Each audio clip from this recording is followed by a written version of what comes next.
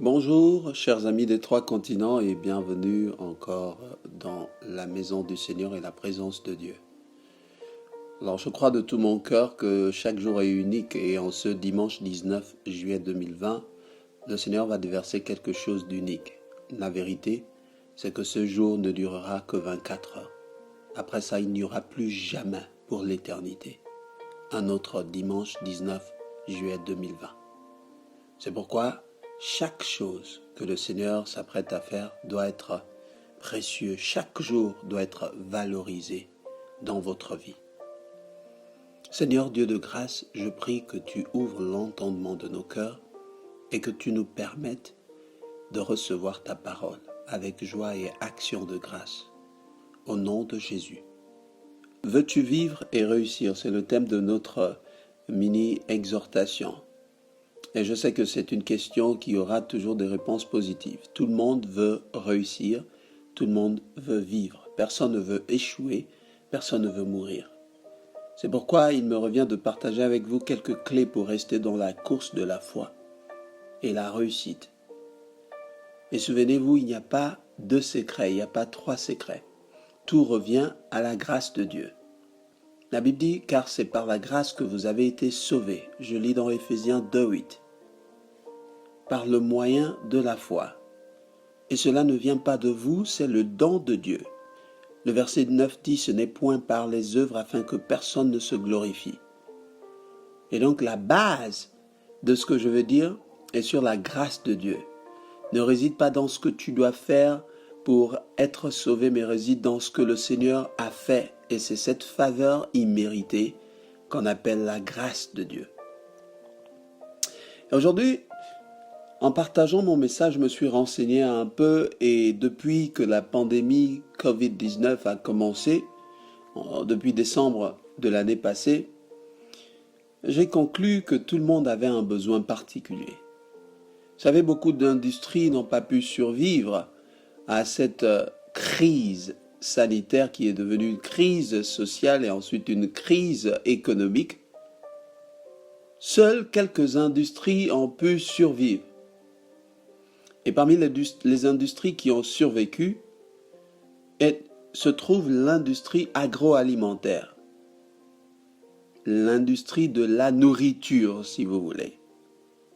Parce que tout le monde en a besoin. Chaque jour, on mange. Hier, tu as mangé. Avant-hier aussi. Demain, d'ailleurs, tu vas manger. Même quand tu t'abstiens de la nourriture pour une seule journée, tu manges le lendemain. Tu ne peux pas vivre sans nourriture. C'est pourquoi j'ai envie de partager quelques conseils, quelques secrets. Et vous savez, c'est toujours des moments précieux quand une autorité familiale ou nationale ou sociale ou spirituelle nous appelle pour nous donner un certain nombre de conseils. Je me souviens encore des temps précieux que je passais avec ma grand-mère avant qu'elle ne décède. Et elle me donnait quelques conseils. Dans la vie, commence par ça. Vois ce qui est bon. Ne suis pas ceci. Ne suis pas les femmes. Le genre de choses. Et c'était des conseils précieux pour moi. On vit dans une époque où les conseils ne sont plus précieux. Parce qu'il y a trop de conseils. Tout le monde donne des conseils. Sur Facebook, sur WhatsApp, partout, on met des citations.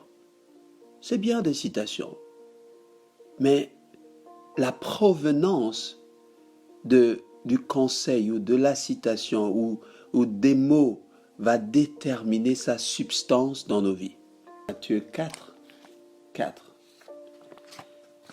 Il est écrit, Jésus répondit, il est écrit, l'homme ne vivra pas de pain seulement, mais de toute parole qui sort de la bouche de Dieu.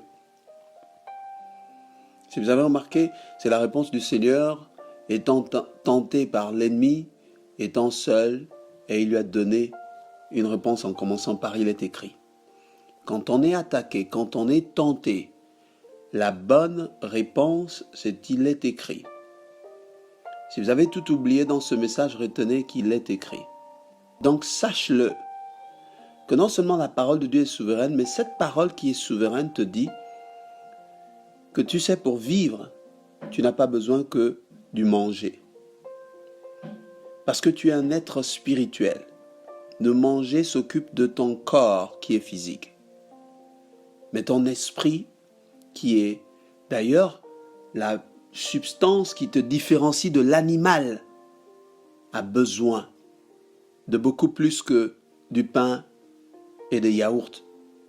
Ton esprit a besoin de la parole de Dieu. Beaucoup ne se nourrissent pas de la parole, et quand on ne se nourrit pas naturellement, qu'est-ce qui se passe? On faiblit, et après faiblir, on meurt. On est inactif spirituellement. Et vous savez, quand on est inactif spirituellement, tous ceux qui sont actifs spirituellement vont nous prendre pour des pions. On vit donc dans une vie où il y a des problèmes dans la famille, il y a des clashs au bureau, il y a des clashs dans la société, il y a la pression des amis avec qui on a grandi. On veut nécessairement percer, on veut nécessairement arriver. Et dans ces clashs-là, chacun va dans une source qui lui plaise pour chercher à se protéger et en même temps détruire la vie de l'autre. Et si tu ne comprends pas que le principe spirituel veut que tu vives de la parole de Dieu, tu vas être cette proie-là. Parce que dans le monde spirituel, il n'existe que deux types. Les prédateurs et les proies. Es-tu une proie? Est-ce que tu sais que le Seigneur savait qu'il existe que des prédateurs et des proies dans le monde spirituel? Et il a dit dans Jean 10 que je suis le bon berger. Si vous lisez les versets 3 et 4, vous allez découvrir que le Seigneur dit que mes brebis entendent ma voix et elles me connaissent. Elles entendent ma voix et je les appelle par leur nom. Vous savez, il y a une transaction spirituelle là entre le berger et les brebis. Premièrement, toi et moi, dans la Bible, on est considérés comme des brebis. Pourquoi comme des brebis? La brebis est faible. La brebis est inoffensive. La brebis a besoin de direction. Et c'est le cas de l'homme. Depuis que le péché est entré dans le monde, on s'est affaibli. Et désormais, on a besoin de direction. C'est pourquoi on a tous besoin d'un sauveur. Qui que tu sois, quel que soit là où tu vis, quel que soit ton rang social, tu as besoin d'un berger. Le berger te protège, le berger te donne la direction. Le berger te protège des prédateurs dans le monde spirituel.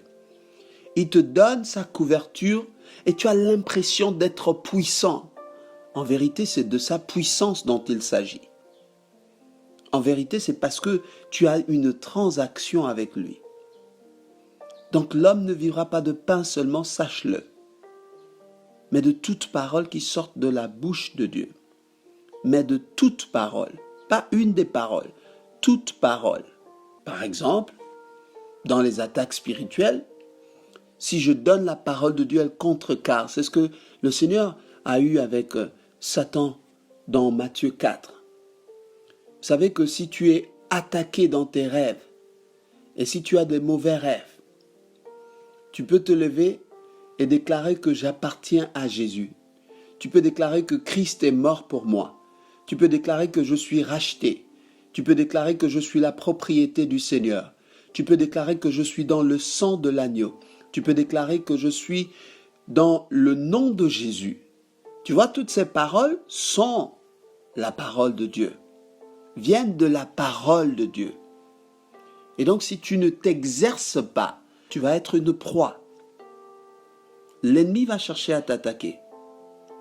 La parole de Dieu est la seule clé. Chaque jour, je sais que beaucoup passent leur temps sur leur téléphone, sur les réseaux sociaux, en train de suivre et écouter tout ce qui se passe. Mais malheureusement, ils ne sont pas sensibles à la parole de Dieu. Sois sensible à la parole de Dieu. Comme les aliments physiques te donnent la vie, te maintiennent en santé, ainsi les aliments spirituels, donc la parole de Dieu en premier, te maintient en santé, te donne la vie éternelle, te protège, te donne la force pour chaque jour grandir et être un peu plus fort. chaque jour. Seule la parole de Dieu a le pouvoir de le faire. Est-ce que vous savez que dans Josué chapitre 1 verset 8, là se cache la clé pour la réussite. Beaucoup de gens pensent que la réussite, c'est quand on a atteint le summum, quand on nous connaît un peu plus, quand on a acheté 2, 3, 4 véhicules, quand on a maintenant une maison. Oui, c'est une bonne chose. Mais la vraie définition de la réussite se cache dans la parole de Dieu. Écoutez ce qu'elle dit. Josué 1, 8. Que ce livre de la loi ne s'éloigne point de ta bouche.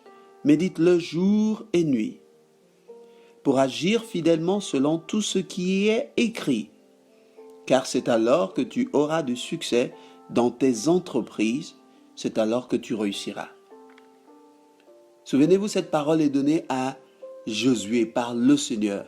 Et Josué était un commandant de l'armée, l'assistant de Moïse, un chef des armées, un leader, un monsieur dont le père n'était pas connu. Son père s'appelait Noun, on ne le connaissait pas vraiment dans la Bible.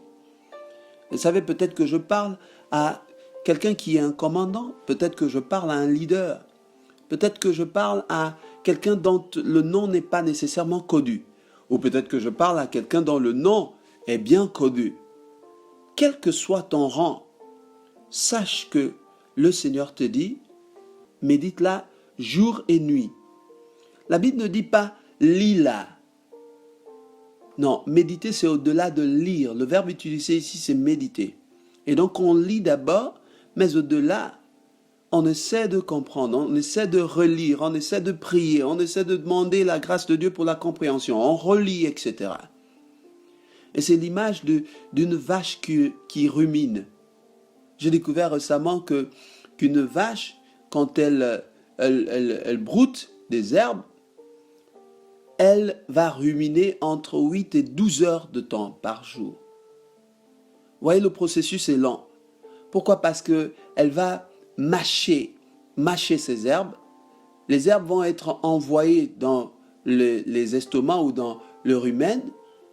Celui-ci va renvoyer les herbes qui ont beaucoup de brindilles, de grosses brindilles. Elle va remâcher, elle va renvoyer jusqu'à ce que le processus de mastication va créer les vitamines, les nutriments, va sortir les nutriments de ces herbes-là. Parce qu'en général, c'est des herbes sèches. Et c'est ça qui rend la vache forte. Et c'est ça qui rend les herbivores forts.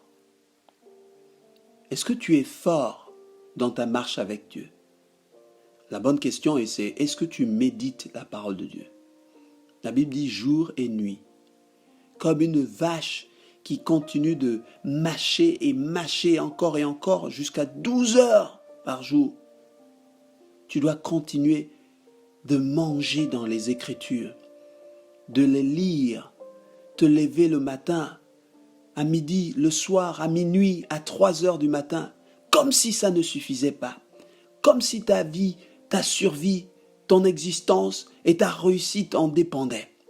Et c'est vrai, elles en dépendent. Ta réussite et ta vie en dépendent. Tu as besoin de la parole de Dieu. Vous savez, je n'arrive pas à me lasser de la parole de Dieu. J'ai lu certains versets plus de 100 fois. Et je ne me lasse jamais parce que la parole de Dieu de nature est mystique. Elle vient de Dieu, elle est puissante. Tu ne pourras jamais lire une parole et elle devient obsolète, impossible. La Bible est plus vieille que la nation gabonaise. La Bible est plus vieille que les nations du monde. La Bible est plus vieille que nos vieux parents. La Bible est plus vieille que les plus vieilles civilisations. C'est la parole de Dieu. Imaginez, elle a transcendé l'histoire, les âges, les époques. Quelque chose qui n'est pas puissant ne peut pas arriver. Tout est démodé après un peu de temps. On n'utilise plus certains logiciels, on n'utilise plus Mexit, on n'utilise plus les MMS. Tout est en train d'être avalé par le temps, l'usure du temps. Mais la parole de Dieu, jamais. Vous n'avez pas remarqué? Elle est toujours puissante. C'est pourquoi tu dois méditer celle-ci, jour et nuit. Et la Bible dit pour agir fidèlement selon tout ce qui est écrit. Pas seulement méditer, pas seulement retirer les nutriments, pas seulement passer du temps dans la présence de Dieu, mais pratiquer ta foi. Pratiquer ta foi. Là est le secret. Tu médites la parole de Dieu, tu pratiques ta foi et tu gagnes dans la vie. Peu de personnes pratiquent leur foi. Beaucoup ont honte même de pratiquer leur foi. Parce que la société vous a tellement envoyé des informations comme quoi la foi chrétienne est démodée. Je suis désolé, si vous suivez ce que la société dit, vous allez devenir une proie spirituelle. Si vous suivez ce que la Bible dit, vous allez être puissant. Vous allez réussir. La Bible dit vous aurez, et c'est alors que tu auras du succès dans tes entreprises. Pas une entreprise, plusieurs. C'est-à-dire dans la famille, dans ce que tu entreprends dans ta famille, le Seigneur te donne du succès. Dans ce que tu entreprends, dans ton travail, le Seigneur te donne du succès. Dans ce que tu entreprends, dans ta marche avec Dieu, le Seigneur te donne du succès. Dans ta pratique de la parole de Dieu, le Seigneur te donne du succès. Dans le fait que tu dois influencer tous ceux qui sont dans ta famille et hors de ta famille, le Seigneur te donne du succès. Tu deviens une référence, parce que tu as avalé, tu as absorbé, tu t'es nourri de la parole de Dieu. Je vais terminer par Psaume 34, 9, qui dit « Sentez et voyez combien l'Éternel est bon. Heureux l'homme qui cherche en lui son refuge. » Tu n'as pas encore expérimenté Dieu jusqu'à maintenant parce que tu ne veux pas essayer. Tu as peur. Tu n'as pas la foi. Tu te dis « Non, de toute façon, les gens disent que ça ne marche pas. » Goûte, vois combien le Seigneur est bon. Essaie de pratiquer la parole de Dieu. Quand on te dit va vers un frère, une sœur, quelqu'un dans ta famille pour lui dire que le Seigneur l'aime, pour lui dire la parole de Dieu, n'aie pas honte, goûte cela. Va essayer. Essaie de pratiquer cela dans ta vie de tous les jours. Dans tes études, essaie de pratiquer la parole de Dieu. Dans tes entreprises, essaie de pratiquer la parole de Dieu. Dans tes stratégies, tes projets, essaie de pratiquer la parole de Dieu. En essayant de pratiquer la parole de Dieu, tu mets toute ta confiance dans le Seigneur. Tu découvres alors que tu as du succès. Pas le succès selon la définition des hommes, mais le succès selon la définition de Dieu, où tu n'envies personne. Tu vis dans la suffisance de ce que le Seigneur te donne. Tu bénis Dieu chaque jour. Ta compétition n'est plus avec les autres. Ta compétition est de chercher à plaire le Seigneur un peu plus chaque jour. Parce que la parole de Dieu est en fait addictive. Crée une dépendance. Et tu montres ta dépendance dans le Seigneur, tu marches avec lui. Et tu as du succès. Que cette semaine, tu te dis, je veux goûter et voir combien le Seigneur est bon. Que cette semaine, tu te dises, je veux être capable de dire, il est écrit. Pour dire, il est écrit, je vais commencer à lire d'abord, pour voir ce qui est écrit. Et en lisant, je ne veux pas m'arrêter dans la lecture. Je veux méditer. En méditant, je ne veux pas m'arrêter par là. Je veux expérimenter, je veux goûter et voir combien le Seigneur est bon dans ma vie. Pendant que tu expérimentes la lecture de la parole de Dieu, la méditation à la maison, de nuit ou de jour, je prie que Dieu te bénisse dans cette obéissance. Je prie que tu découvres les bontés du Seigneur. Je prie que tu découvres que le Seigneur est un défenseur. Je prie que tu découvres que tu ne sois pas une proie pour l'ennemi dans le spirituel, mais Dieu te commande d'être puissant. Je prie que tu découvres que tu es un bon berger à tes côtés, qui te protège, qui défend tes intérêts, qui veut ton bien, qui veut te donner la vie en abondance, qui veut que tu te réjouisses en abondance. Je prie que tu découvres que l'ennemi vient que pour égorger, tuer et détruire, et que tu t'attaches au Seigneur qui peut te protéger de cela. Je veux que tu découvres que le Seigneur t'appelle à une mission plus grande que ta propre vie et ta propre existence dans sa parole. Et sur ce, tu ouvres ta vie pour être une influence dans la vie des autres et bénir la vie des autres en obéissant à la parole de Dieu. Que Dieu te bénisse. Ce message n'est peut-être pas populaire, mais il est pour toi. Puisse Dieu te bénir durant la semaine. Au nom de Jésus. Amen.